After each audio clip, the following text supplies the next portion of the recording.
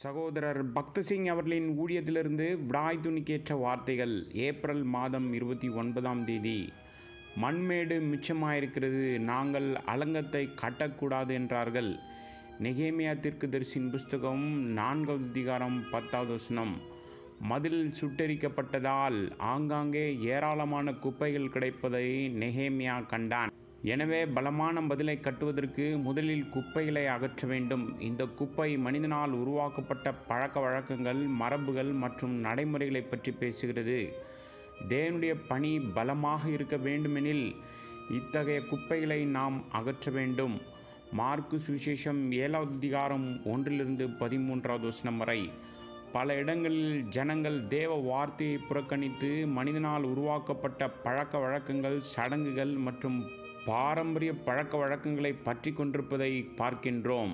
இவைகள் தேவ வார்த்தையிலிருந்து வந்தவைகள் அல்ல, தங்கள் முன்னோர்களிடமிருந்து பெற்றவைகள். தேவன் தம் ஜனங்களிடமிருந்து சிலரை போதகர்களாகவும், சிலரை சுவிசேஷகர்களாகவும், சிலரை பிரசங்கிமார்களாகவும் மற்றும் பலரை அழைத்திருக்கிறார்.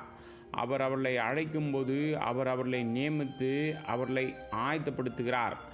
ஆனால் சபையில் பதவிக்காக ஆசைப்படுகிறவர்கள் எப்படி இவ்வளவு குப்பைகளை, அதாவது பல பிரிவுகள், கட்சிகள், சச்சரவுகள் என்று கொண்டு வந்தார்கள் என்பதை சில சபைகளில் நாம் பார்க்கின்றோம்.